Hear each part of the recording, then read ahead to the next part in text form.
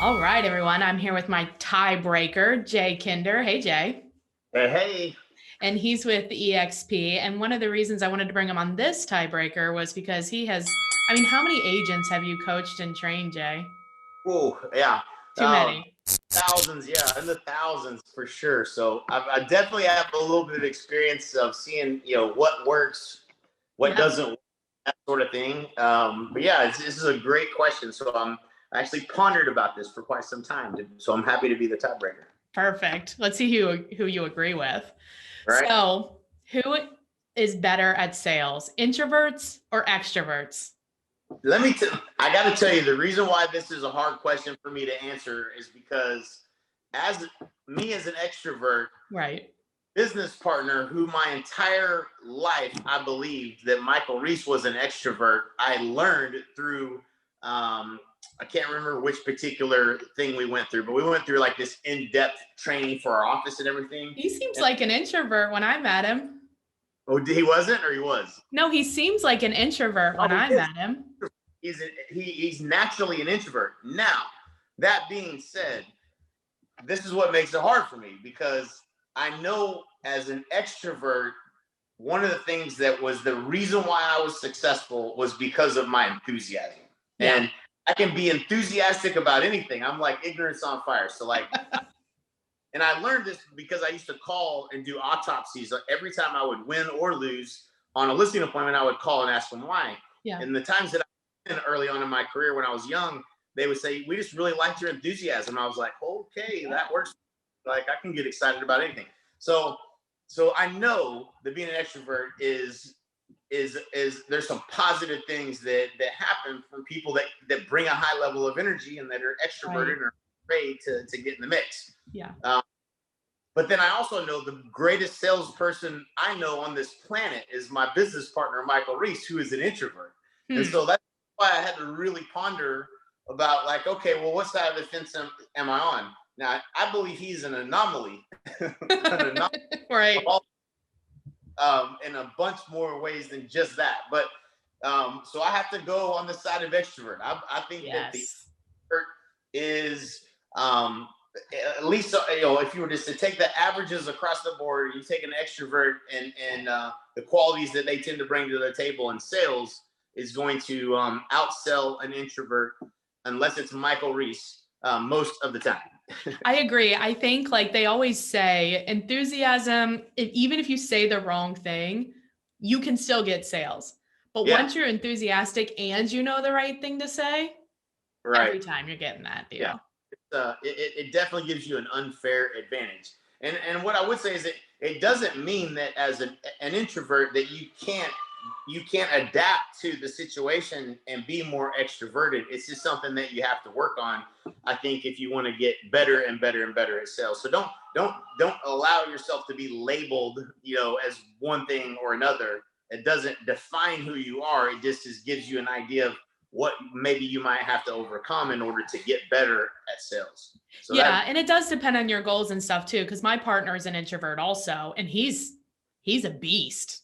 I mean, he's an anomaly also. right, right. He is very good at sales, and you never see him come in, and then all of a sudden, it's Next like, thing you know, dang. you're signing up, buying something. Right. Yeah, Definitely extroverts are just we're louder about it. right, right. Which doesn't that works against me all my approach Yeah. sometimes. That's the feedback that I've always got is, you know what, it's just your approach, man. You're just coming on a little too hot. Right. So I think it's especially if like if you're doing a sphere-based business, you have to know those people like you. So it's not like, don't try to change who you are. Like you're good, you know? Right. But I agree with you. We are natural salespeople, extroverts. Hi guys, Monica Weekly here. You know how you're supposed to post about real estate every single day on Facebook? Yes, you do. And the reason is if we don't remind our Facebook friends what we do for a living and how we help people, they will forget about it. We know it's our job to inform, educate, and demonstrate what we do for a living. Well, I'm coaching agents all around the country, and they understand that, but they're not doing it. And I ask them, why aren't you doing it? Probably just like you. And they said, Monica, we don't know what to post. Can we just borrow your stuff? Because I love creating Facebook posts. And these can often be used over on Instagram as well. So I said yes, and people were borrowing my stuff. So I created finally a product that you can sign up for free. It is free, guys. There is no reason for you not to sign up for this. It's ghostposter.com, GHOSTPOSTR, no E in there, just TR.com. And what you're going to get is you're going to get a Facebook posting idea to your email every single day. So not only do you have this great idea, but you've been reminded, oh yeah, I need to post. And that's Monday through Friday. And if you don't love the post or you think, gosh, I'd like something else, well, you're also going to get access to a library of over 600 different posts for you to choose from by category. You're going to love it. Go sign up, ghostposter.com. Don't waste a minute. And then be sure to join the private Facebook group. All right, I'll see you in there. I'll tell you the thing that some of the training that I had to go through over the years, and I don't know. I mean, I look back and I try to like figure out like why in the world did I become successful? Like, how did that even happen? Because I'm not the most likely success story at all, and so I kind of always go back and look like why am I successful? What happened? And when I look at like I was lucky that I went through some courses and training that early gave me some confidence, right? Yeah. Because I was a confident person, but I was outgoing. I was voted honoriest in my entire class. Oh, shocker. Shocker, right? Yeah. So that makes sense, right? So I was must have been a little bit extroverted, naturally, but like in a sales environment, like scared stiff, right? Like the very first I did a radio commercial. I had one of these in front of me and I couldn't do it. I said, listen, I got to go back to my office. I got to call from my phone because that thing, I can't talk to that thing in front of me. So, so you don't know what you don't know, I guess. But as I became more skilled in sales, I became even more enthusiastic, even more extroverted. And it certainly helped me. Once I learned Michael Reese was an introvert, I was like, I couldn't believe it. Like when I can't even remember the test. It was Myers-Briggs is what it was. Oh yeah, that's a good one. We had them come in and do this test, and they had us all separated, right? And we had our whole office of people, and Mike was over with the introverts that I knew were introverts, but I didn't know Mike was an introvert. But he was like, I was like, did you get the answers to the questions on the test? Like, did you fill it out correctly? Like, are you sure? And what I learned was Mike's a thinker, right? So he has to think through things first. And so like, you don't think, probably. Yeah, at all. I have no reason to think. I'm just gonna be like, okay, if you got a gun to my head, I would do this. And that's my initial knee-jerk reaction. Then I'll not think about it, but first answer. And so the whole time me and Mike were business partners, I used to get frustrated. We'd be in meetings and topic number one, we'd be done with, we'd be 6 items down on the agenda, and Mike just pops up from his computer and like starts talking about something. And we're like, what is he even talking about? He was talking about item number one because he didn't do the research and think through it and do this. I was like, dude, I'm so sorry. I'm a terrible business partner. Like, I should have known all these years. I should have figured that out. Like, but if you give it to him ahead of time, he's good. He'll stay up all night thinking about it. And then he'll come with a really educated and he's probably right. And he's probably right. You're exactly. That's what I experience with my partner too. It's like his answers that are well thought out are better than my like knee-jerk reaction answers. Yeah, well, what Mike says probably better. Yeah, but I did. You give him enough time to think about it, he's gonna get clear. Yeah, so everybody can win. That's what I know. Yeah, I like it. Now, since you've coached and trained a lot of agents, and our audience is agents. Do you have anything for us? Well, shoot, yeah, I got a lot of stuff for you. What let me tell you how I became successful in real estate. Okay. Arguably, let me preface that. So my best year, I sold 531 homes, number 2 in the world for Coldwell Banker in a marketplace. Get this, you'll laugh at this. I was number 2 in my own marketplace. I was number 2 in the world for Coldwell Banker. In your own marketplace? I was number 2 in my own marketplace. There was a RE/MAX team in my market that sold. I was selling 500. They were selling 700 homes a year. So like the worst case scenario for like like I could have leveraged the sales and how much I was doing. No, I couldn't. Every time I went on an appointment, I competed with a team that was doing more than me. And on top of that, they would drop their commission to 4% every time they could. So like you talk about hard, it was hard. I had to learn a lot to be able to overcome all of that. Yeah. But it was a great lesson for me, and it made me better. It made me learn the skills I needed to be successful. And the processes and to follow the process instead of keep going off track, reinvent the wheel. Yep. Yes. Yeah. You had to have a process that you took people. And that would, so I wouldn't be where I'm at today had I not had the competition I had. That being said, my goal, if you would have asked me, hey, well, Jay, what's your goal? My goal when I was younger, like early on, I was like, well, I think I want to sell 30 homes a year. And then next year, I think I want to sell 60 homes a year. And then they come out with this new award at Coldwell Banker. It's called the Premier. And I was like, well, that's 110. Well, I guess I want to sell 110 units this year. And I kept having these goals that were production oriented.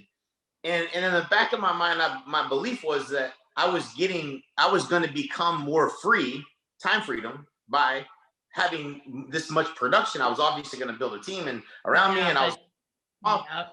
Like fast forward 7 years later, you're selling 500 plus homes a year, and I'm less free than I've ever been. You're a slow learner, Jay. Less weekends to the lake than I'm used to. Less evenings off.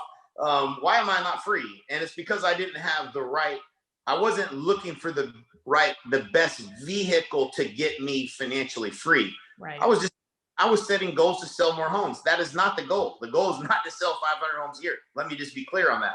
It's not. The goal is to be time freedom. Is how much time freedom can you get? How do you get enough passive income in your life to be able to say, I don't have to go sell a house, but if I want to, I will. Right. And I'm a dumb young kid from Oklahoma that doesn't know any better. So I'm just setting these goals and I'm thinking I'm winning. And, then you climb that ladder and you realize the ladder's up against the wrong wall. Yep. So really, my advice to you is, get around people that can help you get clear on what the real goals are, about getting freedom, time freedom, and look at the business model with that person at exp, because the only business model on the planet that allows you to build a passive income that will allow you to at least someday choose whether you want to sell another home or not. Right. exp. And that's the facts. Like, it doesn't, I don't care. You can say anything you want to say. There's going to be more millionaires made from exp than any other company in the history of real estate, hands down. It's just irrefutable. It's a business model that's never existed before. If you think you know what it is, what I can tell you is stop, don't talk, don't say anything. You think you know what it is, but you don't. Right. Listen twice as hard and assume that whatever you're thinking is wrong, because I did the same thing. I made the same mistake. I thought I knew what it was, wrote it off. Somebody else came, get off me. Then it was like, why are all these people coming at me about exp? Why? Because they know that it's better than what you're currently doing. That's the only reason anybody. And some people that actually care about you are trying to show you something that's better than you could ever imagine, and you haven't sat down long enough to understand the business model. Right. So that's the key. And if you want the shortcut to success, you want the shortcut to freedom, then pay attention to the people that are asking you about exp, because the business model is absolutely, hands down, the greatest wealth creating business model in real estate that we've ever seen. Well, it's hard because it's like, you're so, like, for me, it took about a year to come over, because it was like, well, I need to, like, exactly what you're saying. Like, I'm busy selling houses. I don't have time to listen to this. Like, you don't have an office and I need an office. That was like my biggest hang up. Right. I mean, now we have offices. Let me ask you this. So that it's real easy to come up with reasons why something isn't for you, or why it won't work for you and all that, right? Like, that's our natural tendency to listen long enough to say why it doesn't fit for me. Oh, that's not right. And then we shuffle it off as this. We move on. Right. Which I get. I've done it my whole life. But I adopted this mindset. Michael and I both did. And it was, you always say yes to opportunity, always, until you have to say no. And so when you just assume you're wrong and be like, hey, maybe this is better. And of course, you want to make sure it's in alignment with your vision, your goals. Of course, yeah. Or what you stand for. But as long as it fits like the core value test, right? Like, this ain't some out in left field, like, hey man, you want to build, you want to build skyscrapers in Dubai. You know what I'm saying? Like, well, no, I I'm not mean, really. that'd be cool.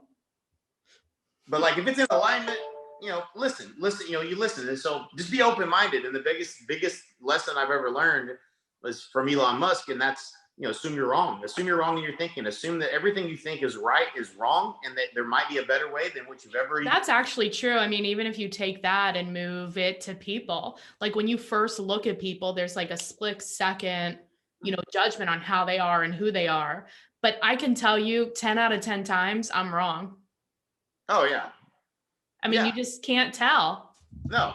Yeah, you're either in judger mode or learner mode, right? So there's a book called Change Your Questions, Change Your Life. This is a great book for anybody. Yeah. And there's this switch that happens, and you're either going to go down the path of judger mode and judge, or you're going to go down the path of learner mode and learn. And the people that can realize where that switch is and go down the path of learner mode are the people that find success. Because you're not trying to judge, and there's no reason to judge. There's no benefit in that. Well, there's no right or wrong anyway. Right. Just listen. You're looking for truth. All you're looking for is truth. And let me tell you, I know what the truth is. I've seen it all. You're living it, man. I'm living right now in Puerto Rico is where my family lives as of a month ago. I've been here a month. Never would I've ever been here, and I'm living in the Caribbean, which I love. And it's a beautiful, beautiful place. I'm living in a rich community. I've never lived the lifestyle that I'm living before. I've lived well. I really have. I've been blessed for my whole life, but I've never had what I have today if it wasn't for exp. And anyone has the same opportunity. Everyone has the same opportunity. You be open-minded to look at it. So I'm telling you, listen twice as hard. Exactly. You're not here. You're missing something. That's all it is. Like you didn't get something. Yeah, I get it. Hey guys, it's Monica here. I am so excited to introduce you to Real Estate Fight Club's newest partnership, Cyberbacker. Cyberbacker is the best in the business for virtual assistants. How do I know this? Because I am a Cyberbacker customer and I love this company. I have my favorite, Frances. She is my Cyberbacker, been with me for over a year. She's amazing. She makes me better. She's eager to help. She's on time. She's disciplined. She's awesome. And this company, Cyberbacker, has figured out the system.